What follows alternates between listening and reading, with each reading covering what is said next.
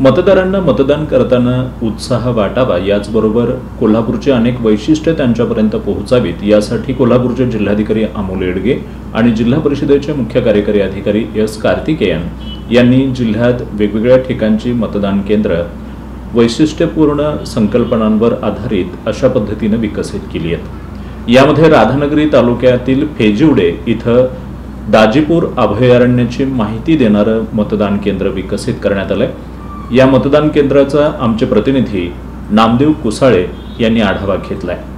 या मतदान केंद्राच्या ठिकाणी नेमकी काय व्यवस्था करण्यात आली आहे हे जाणून घेऊयात नामदेव कुसाळे यांच्याकडून।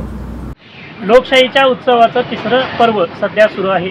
पहिल्या 2 टप्प्यामध्ये मतदारांचा काहीसा अल्प प्रतिसाद जाणवल्यामुळे निवडणूक विभागानं मतदारांना आकर्षित करण्यासाठी वेगवेगळ्या उपाययोजना राबवलेल्या आहेत। आपण सध्या उभे आहोत राधान तालुक्यातील फेजिवडे येथील मतदान केंद्रावरती।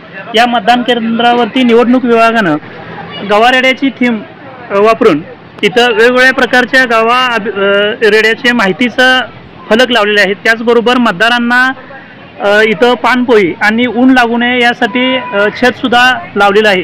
त्यामुळे इथं आल्यानंतर मतदारांना एक वेगळा अनुभव येतोय। त्याचबरोबर इथं मतदारांना सेल्फी पॉईंट देखील करण्यात आलेला आहे।